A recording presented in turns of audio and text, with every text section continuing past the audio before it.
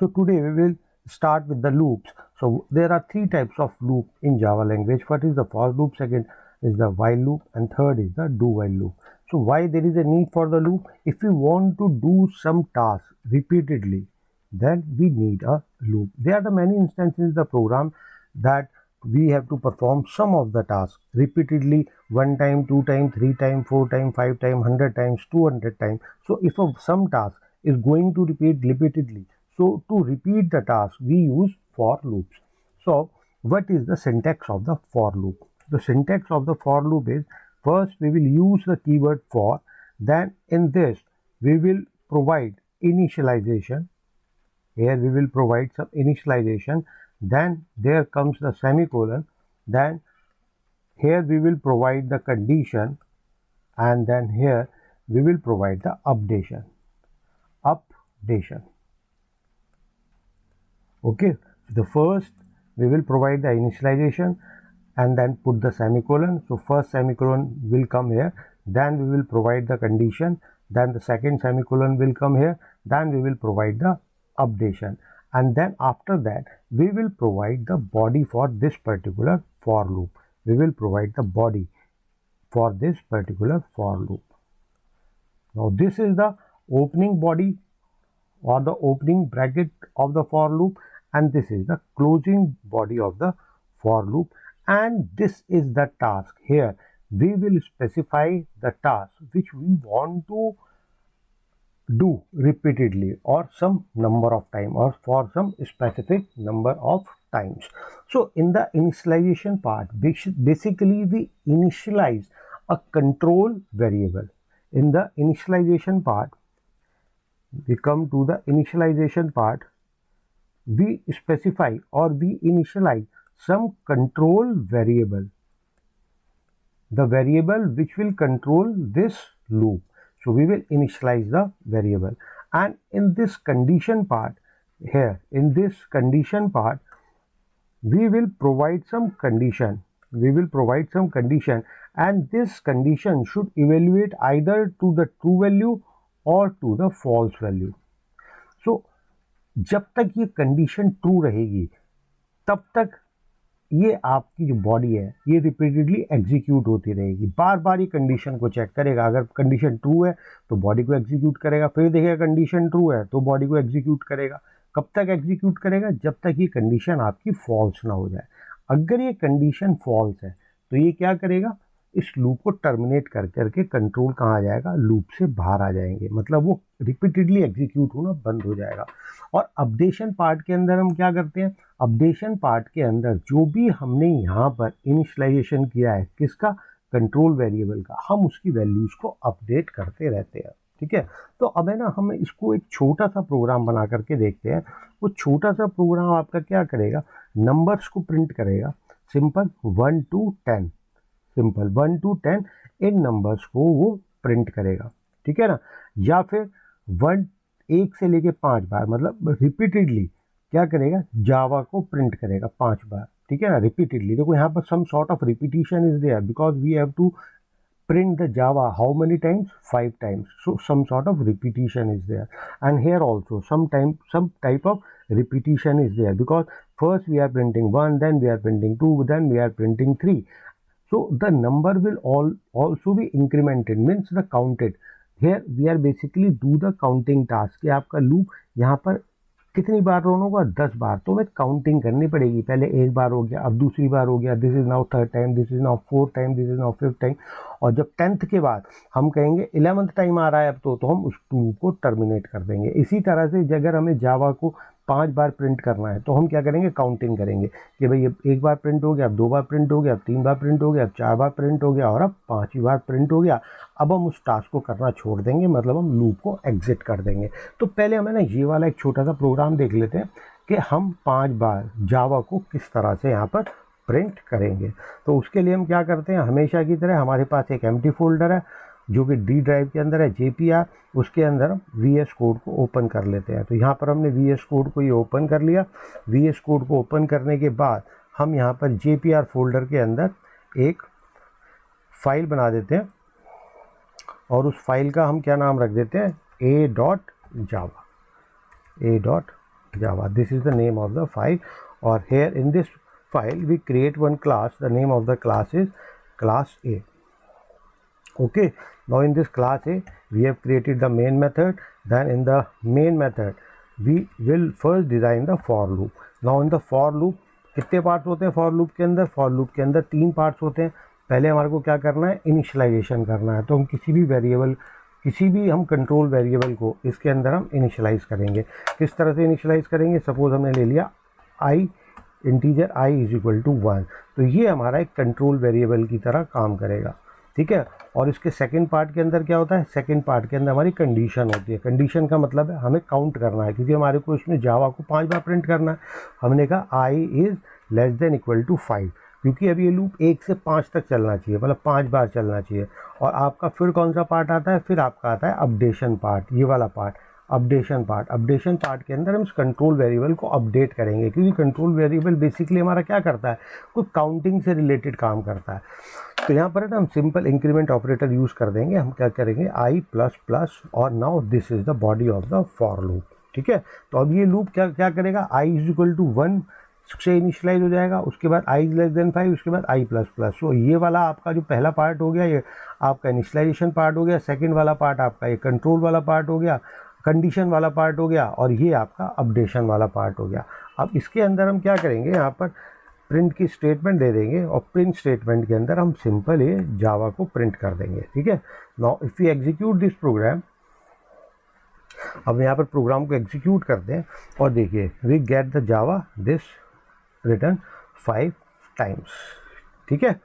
अब हम इसका है ना 1-2 और छोटे छोटे प्रोग्राम बना करके देख लेते हैं. Now we create the program b.java. अब ये प्रोग्राम क्या करेगा? ये काउंटिंग प्रिंट करेगा फ्रॉम 0 to 10. तो इसके अंदर हम फिर क्या करते हैं? We create first the main method. This is our main method. Then we provide the output statement. In the output statement, sorry, first we will design the for loop. अब इस फॉर लूप को कहाँ से कहाँ तक चलना है? 0 से लेकर के 10 तक. तो आई को किसकी, आई की इनिशियल वैल्यू क्या होगी? 0, क्योंकि इस लूप को चलना है from 0 to 10. So the initial value of i will be is equal to 0, and the condition will be is equal to that i should be less than equal to 10, that i should be less than equal to 10.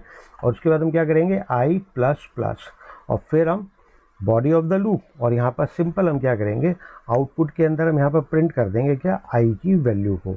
अब ये देखिए output के अंदर क्या ये 0 से 10 तक आपका प्रिंट करता है. जब हम इसको एग्जीक्यूट करेंगे, now this loop is printing the counting from i is equal to 1 to 10. ये हमारे को सारी विजिबल नहीं हो रही ना, तो हम क्या करते हैं? यहाँ पर ln को हटा देते हैं. ln का मतलब क्या होता है? सेम लाइन के अंदर आउटपुट दो, और यहाँ पर प्लस ऑपरेटर लगा के एक एम्प्टी स्ट्रिंग लगा देते हैं, ताकि आउटपुट के अंदर हमें कुछ गैप नज़र आए. फिर हम इसको दोबारा एग्जीक्यूट करते हैं. सी है we are getting the numbers from 0 to 10. तो ये हमारा क्या हो गया? ये हमारा इनिशियलाइजेशन वाला पार्ट हो गया. देखो इसके अंदर है ना एक बात क्या होती है, इसके अंदर जो मेन चीज़ देखने वाली है वो क्या देखने वाली है? हम क्या करते हैं? पहले ना इस लूप को हम एक बार कॉपी कर लेते हैं. इस लूप को हमने यहाँ पर कॉपी किया, और कॉपी करके हम इस लूप को समझने के लिए एक बार यहाँ पर पेस्ट कर लेते हैं. इस तरीके से यहाँ पर हमने लूप को पेस्ट कर दिया, जो हमने वहाँ पर लूप डिज़ाइन किया हुआ है. अब जो इसके अंदर स्टेटमेंट है, कौन सी स्टेटमेंट है? ये this statement is the initialization statement. ये केवल और केवल एक बार एग्जीक्यूट होगी, ओनली वंस. ये कितनी बार एग्जीक्यूट होगी? Only once. यही एक स्टेटमेंट है जो एक बार एग्जीक्यूट होगी. और बॉडी ऑफ द लूप के अंदर क्या है? केवल आपकी एक स्टेटमेंट है जो आपकी आई की वैल्यू को प्रिंट कर रही है. ठीक है. तो हम ना एक बार इस लूप को 2-3 बार एग्जीक्यूट करके देख लेते हैं कि मैनुअली चीज़ें हो कैसे रही हैं. तो जो हम यहाँ पर आते हैं, फर्स्ट जब हमारा लूप एग्जीक्यूट होना स्टार्ट हो रहा है, तो आई हमारा वेरिएबल है. तो आई की वैल्यू क्या हो गई? यहाँ पर आई की वैल्यू यहाँ पर हो गई 0. वो किससे हुई? कि जो इनिशियलाइजेशन पार्ट है उसने कंट्रोल वेरिएबल को, मतलब जो हमारा आई है उसको इसने क्या किया? इनिशियलाइज कर दिया वैल्यू 0 से. अब सेकंड पार्ट के अंदर वो कंडीशन को चेक करेगा कि whether this condition is true और फॉल्स. तो हम यहाँ पर है ना ये 1 लगा देते हैं कि पहले आपका कंट्रोल यहाँ पर गया, तो ये हमारा हो गया 1 फर्स्ट. अब सेकंड हमारा कंट्रोल यहाँ पर गया, जब हमारा सेकंड कंट्रोल यहाँ पर गया तो i is less than equal to 10, ये कंडीशन ट्रू है या फॉल्स है भाई, 0 is less than equal to 10, i की वैल्यू 0 है तो ये कंडीशन ट्रू है। अब क्या करेगा, वो इसको प्रिंट कर देगा।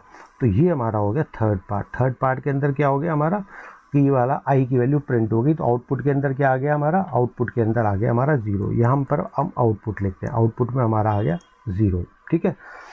अब उसके बाद कंट्रोल कहाँ जाता है, अपडेशन वाले पार्ट के अंदर, मतलब फोर्थ के अंदर अपडेशन वाले पार्ट के अंदर क्या अब हमारी i की वैल्यू क्या थी 0, इसने i की वैल्यू को अपडेट कर दिया। अब i की वैल्यू क्या हो गई 1 के बाद अब वो कंडीशन के पास जाएगा, ये कंडीशन चेक करेगा, i की वैल्यू क्या है यहाँ पर 1, तो ये चेकेगा 1 is less than equal to 10, condition true है। अब वो सिक्स्थ, अब ये कंट्रोल यहाँ पर आ गया है 6, अभी क्या करेगा i की वैल्यू को प्रिंट कर देगा, i की वैल्यू क्या है यहाँ पर 1। इसको प्रिंट करने के बाद वो फिर क्या करेगा, इंक्रीमेंट अपडेशन वाले पार्ट में जाएगा, मतलब 7 यहाँ इस वाले पार्ट के अंदर चला गया, इसने i की वैल्यू को क्या कर दिया 2। अपडेशन के बाद फिर वो वहाँ पर आएगा, इस कंडीशन को चेक करेगा कि 2 is less than equal to 10, yes 2 is less than और इक्वल टू 10, कंडीशन क्या होगी ट्रू। अब वो यहाँ पर आएगा, इस वाली स्टेटमेंट को फिर एग्जीक्यूट करेगा और क्या प्रिंट कर देगा 2 एंड सो ऑन। तो आप ये देखिए कि ये जो कंडीशन है इनिशियलाइजेशन, ये केवल एक बार ही एग्जीक्यूट हो रहा है और ये आपकी जो कंडीशन है ये बार बार चेक होती रहेगी, ये आपका बार बार अपडेट करता रहेगा और ये स्टेटमेंट आपकी बार बार एग्जीक्यूट होती रहेगी, ठीक है। चीज़ें बहुत सिंपल होती हैं, ठीक है। अब है ना हम एक और प्रोग्राम बना करके देख लेते हैं। सपोज हमारे को है ना 10 का टेबल यहाँ पर प्रिंट करना है, कोई भी नंबर का टेबल हमारे को गिवन, कोई भी हम नंबर एज्यूम करेंगे उसका टेबल हमारे को प्रिंट करना है। जैसे होता है ना 2 1 2 2 2 4 2 3 6, इस तरह से। तो हम यहाँ पर डिज़ाइन करेंगे मेन मेथड के अंदर है ना हम कोई इंटीजर ले लेंगे और यहाँ पर एक वेरिएबल ले लेंगे टेबल ऑफ, मतलब जिसका भी हमें टेबल प्रिंट करना है। अब इसका नाम है वेरिएबल है, कुछ भी नाम रख सकते हो।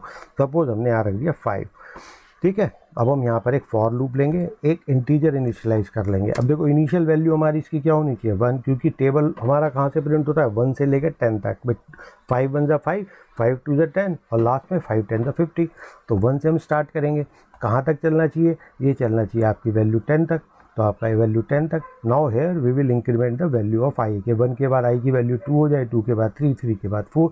अब यहाँ पर हमें थोड़ी सी टेक्निक लगानी पड़ेगी। क्या टेक्निक लगानी पड़ेगी, हमारे को ये टेक्निक लगानी पड़ेगी कि हमारा जो आउटपुट है ना, कि हमारा आउटपुट इस तरह से आना चाहिए कि 5 पूरा साइन आना चाहिए, 5 multiply by 1 is equal to 5, 5 multiply by 2 is equal to 5। अब ये देखिए ये आपका वेरिएबल है, ये आपका क्या है, ये आपका वेरिएबल है, दिस इज़ योर वेरिएबल। हम इसको लिख देते हैं v, और ये क्या है आपकी स्ट्रिंग है, तो हम इसको किस में लिखेंगे डबल कोट्स के अंदर, और फिर कॉन्केटिनेशन ऑपरेटर लगाएंगे। ये आपका क्या है, ये भी आपका वेरिएबल है, यहाँ पर भी हम कॉन्केटिनेशन ऑपरेटर लगाएंगे। ये आपकी क्या है, ये आपकी स्ट्रिंग है, और ये आपका क्या है, ये आपका वेरिएबल है। तो हमें यहाँ पर मल्टीपल कॉन्केटिनेशन ऑपरेटर्स को लगाने पड़ेंगे। कैसे लगाने पड़ेंगे, पहले हमारा क्या है 5 की वैल्यू किसके अंदर है, इस वाले वेरिएबल के अंदर, टेबल ऑफ के अंदर, ठीक है। टेबल ऑफ के अंदर हमारे वेरिएबल की वैल्यू है, फिर हम इसमें कॉन्केटिनेशन लगा देंगे। अब हमारे पास क्या आना चाहिए, अब हमारे पास यहाँ पर ये मल्टीप्लाई का साइन आना चाहिए। मल्टीप्लाई का साइन की जगह हम क्या करते हैं, यहाँ पर कैपिटल X लिख लेते हैं स्ट्रिंग की फॉर्मेट में। तो हमने दोनों तरफ स्पेस दे करके एक कैपिटल X यहाँ पर लिख दिया ताकि लिखा हुआ नज़र आए कि अब लिखा हुआ है 5 मल्टीप्लाई बाय। अब मल्टीप्लाई किससे होगा, अब ये 5 1 ज़ा 5, 5 2 ज़ा 10, तो मतलब अब ये i की वैल्यू आनी चाहिए यहाँ पर। तो हम यहाँ पर क्या करेंगे, i लिख देंगे यहाँ पर i, ठीक है। उसके बाद हमारा इज इक्वल टू आना चाहिए, इज इक्वल टू मतलब उसके बाद हमारा कौन सा पार्ट आना चाहिए, उसके बाद हमारा ये वाला पार्ट आना चाहिए। हमने ये पार्ट कर लिया, हमने ये पार्ट कर लिया, हमने ये पार्ट कर लिया, अब हमारा इज इक्वल टू आना चाहिए। तो इज इक्वल टू के लिए अब हम यहाँ पर क्या करेंगे, इज इक्वल टू के लिए अंदर हम यहाँ पर इज इक्वल टू का साइन लगा देंगे एक स्ट्रिंग की फॉर्म में। तो हमने स्ट्रिंग की फॉर्म में साइन लगा दिया। अब इज इक्वल टू में हमारा आंसर आना चाहिए, तो हमने कॉन्केटिनेशन ऑपरेटर लगाया और हम क्या करेंगे, यहाँ पर i को मल्टीप्लाई कर देंगे किससे, हमने i को मल्टीप्लाई कर दिया टेबल ऑफ नाम के वेरिएबल से। तो हमने टेबल ऑफ नाम के वेरिएबल से i को हमने प्रिंट कर दिया, सिंपल, ठीक है। अब हम देखते हैं कि आउटपुट में हमारा पूरा का पूरा 5 का टेबल प्रिंट होता है या नहीं होता। हमने आउटपुट में देखा यहाँ पर, ये आपका देखिए परफेक्टली टेबल प्रिंट हो गया, 5 1 ज़ा 5 और लेकर के 5 10 का 50, मतलब रिपीटेडली आपको एक काम करना पड़ता है। तो आप किसी का भी टेबल प्रिंट करा लीजिए, 16 का टेबल प्रिंट करा लीजिए, ये आपका 16 का टेबल प्रिंट कर देगा, ठीक है ना। तो हमने ये डेमोन्स्ट्रेट किया कि अगर आपको रिपीटेडली कोई भी काम करना है तो आप यहाँ पर फॉर लूप का इस्तेमाल करते हैं। अच्छा, सपोज हमें यहाँ पर एक एरे को इनिशियलाइज करना है, जैसे लास्ट क्लास के अंदर हमने एरे पढ़े थे, तो हम यहाँ पर एक एरे को इनिशियलाइज करने का प्रोग्राम भी देख लेते हैं। हम यहाँ पर हम डिज़ाइन करते हैं हेयर द मेन मेथड। और in the main method first we will initialize an array. अब हम एरे ले लेते हैं y, ठीक है, इज इक्वल टू न्यू, और यहाँ पर इंटीजर, और ये कितने एलिमेंट्स को अकोमोडेट करेगा, 10 एलिमेंट्स को अकोमोडेट करेगा, ठीक है ना। वैसे तो एरे ऑटोमेटिकली इनिशियलाइज हो जाता है टू द डिफ़ॉल्ट वैल्यूज़, लेकिन आज अब हम क्या करेंगे, इसको फॉर लूप के थ्रू इनिशियलाइज करके देखेंगे। तो यहाँ पर हमने कंट्रोल वेरिएबल दे दिया i इक्वल टू 0, फिर हमने कंडीशन दी कि i इज़ लेस देन। अब देखिए इसकी प्रॉपर्टी होती है एरे की, जो हमने लास्ट वीडियो में देखा था, वो प्रॉपर्टी क्या होती है, लेंथ यहाँ पर क्या है एरे की 10, तो ये क्या करेगा, y डॉट लेंथ क्या रिटर्न करेगा, लेंथ ऑफ द एरे, वो क्या होगी 10। तो अब हमारा लूप ये 0 से 9 तक चलना चाहिए, क्योंकि हमारा फर्स्ट इंडेक्स इस एरे का होगा 0 और लास्ट इंडेक्स हमारा क्या होगा इस एरे का 9। तो 10 मतलब i की वैल्यू जब तक 10 से छोटी रहे तो ये कहाँ तक चलेगा, 9 तक चलेगा, और इनिशियल वैल्यू क्या रहेगी इसकी 0, और यहाँ पर हम i को इंक्रीमेंट करते रहेंगे। Now here we will increment the i, और हर स्टेटमेंट के अंदर हम क्या करेंगे, y जो आपका एरे है y के ith इंडेक्स के अंदर, i के ith इंडेक्स के अंदर, क्योंकि पहले ये लूप आइटरेट होगा 0 के लिए तो y 0, दूसरी बार आइटरेट होगा i इक्वल टू 1 के लिए तो y के फर्स्ट इंडेक्स में, फिर आइटरेट होगा i की वैल्यू 2 के लिए तो y के सेकंड इंडेक्स के अंदर क्या डाल दे, वही वैल्यू डाल दे जो कि उसका इंडेक्स है। सिंपल, कोई भी हम वैल्यू सेव करा सकते हैं यहाँ पर, ठीक है ना। या फिर आपको ये i वैल्यू नहीं डालनी, आपको 100 से लेकर के आप वैल्यू डालनी है, तो हम यहाँ इंटीजर कोई भी ले लेते हैं, हमने यहाँ पर कहा 100, ठीक है ना। तो अब ये क्या डाले उसके अंदर, ये इसके अंदर integer z is equal to 100, ठीक है। अब ये क्या करे, z प्लस प्लस डाल दे, मतलब पहले तो इंडेक्स में वैल्यू डाल दे 100, उसके बाद क्या डाल दे 101, फिर 102, फिर 103। उसके बाद क्या करते हैं हम, है ना, इसको प्रिंट करा के देख लेते हैं कि हमारे एरेज के अंदर क्या क्या वैल्यू है। तो हम इस फॉर लूप को कॉपी कर लेते हैं। जब हमने फॉर लूप को कॉपी किया तो यहाँ पर हमने क्या किया, एरे को हमने इनिशियलाइज़ कर दिया, एरे के अंदर हमने वैल्यूज़ पुट कर दी। कौन सी वैल्यूज़ पुट कर दी हमने एरे के अंदर, हमने एरे के अंदर वैल्यूज़ पुट करी हैं कि पहले आपका 100 आएगा, फिर आपका 101 आएगा एरे के अंदर, ठीक है, फिर आपका 102 आएगा एरे के अंदर। इस तरह से आपकी ये वैल्यूज़ आएंगी एरे के अंदर, ठीक है ना। अब हम उसको प्रिंट करके देख लेते हैं। प्रिंट के अंदर हमें क्या देना पड़ेगा, आउटपुट स्टेटमेंट हमारे को देनी पड़ेगी। तो हम यहाँ पर ये इसको हटा करके इसकी जगह हम आउटपुट स्टेटमेंट दे देते हैं एस आउट, और यहाँ पर है ना हम एरे की वैल्यूज़ को प्रिंट करा देते हैं। हमने कहा y और यहाँ पर i, हमने यहाँ पर i दे दिया, ठीक है ना, y i का मतलब क्या हो गया, y क्या है आपका एरे का नाम है। उसके बाद पहले 0th इंडेक्स की वैल्यू प्रिंट करेगा, फिर ये इंक्रीमेंट हो जाएगा, फिर फर्स्ट इंडेक्स की, फिर सेकंड इंडेक्स की, फिर थर्ड इंडेक्स की। हम यहाँ पर ln को हटा देते हैं ताकि हमारा सेम लाइन के अंदर आउटपुट आए, और हम एक स्ट्रिंग को कॉन्केनेट कर रहे हैं ताकि हर वैल्यू के बीच में गैप आए। और हम इसको प्रिंट करा के देख लेते हैं कि हमने एरे को इनिशियलाइज भी कर दिया और यहाँ पर एरे को हमने प्रिंट भी करा लिया। अब हम प्रिंट करते हैं एरे की वैल्यूज़ को। तो यहाँ पर अभी तो फ़िलहाल ये दिखा रहा है सिंटेक्स एरर, आई थिंक यहाँ पर हमने फॉर लूप को बंद नहीं किया, इसलिए ये एरर आ रही है आपकी। हम इसको टर्मिनल को थोड़ा नीचे कर लेते हैं। हाँ, अब ये ओके है प्रोग्राम। हम इसको दोबारा रन करते हैं। जब हमने रन किया तो यहाँ पर देखिए एरेज की वैल्यू को इसने प्रिंट कर दिया। जैसे 0th इंडेक्स पे 100 है, फर्स्ट इंडेक्स पे 101 है, 102, 103, 105, 106 एंड अप टू 109, ये आपकी सारी की सारी वैल्यूज़ हैं, ठीक है। तो अब हमने क्या देखा आज की क्लास में, हमने ये सिंपल से प्रोग्राम देखे। पहले हमने लूप्स को स्टडी किया। लूप्स को स्टडी करने के बाद लूप्स आपके कौन कौन से होते हैं उसको हमने स्टडी करने के बाद हमने ये 4 प्रोग्राम्स देखे हैं। पहले आपका सिंपल आपके जावा 5 बार प्रिंट हो रहा है, फिर आपके नंबर 0 to लेके 10 तक प्रिंट हो रहे हैं, फिर आपका क्या टेबल प्रिंट हो रहा है। और इस वाले प्रोग्राम के अंदर हमने लूप को इनिशियलाइज़ किया, इस यहाँ से यहाँ तक तो हमने लूप को इनिशियलाइज़ किया है इस वाले फॉर लूप में, और इस वाले फॉर लूप में हमने यहाँ पर टेबल को प्रिंट किया है, ठीक है। अच्छा, बाकी चीज़ें हम देखेंगे नेक्स्ट क्लास के अंदर। नेक्स्ट क्लास के अंदर हम एक एरे क्रिएट करेंगे और वो एरे का इनपुट हम यूज़र से लेंगे, ठीक है। अभी तक हमने यूज़र से इनपुट ही नहीं लिया है, उसमें हम फिर यूज़र से इनपुट लेंगे और फिर हम उस एरे को सॉर्ट करेंगे, इंक्रीजिंग ऑर्डर में एक बार करके देखेंगे, एक बार डिक्रीजिंग ऑर्डर के अंदर करके देखेंगे।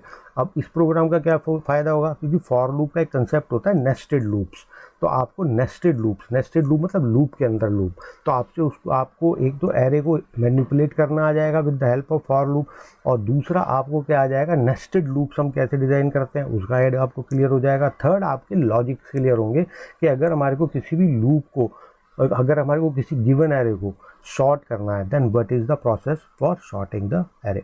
ओके।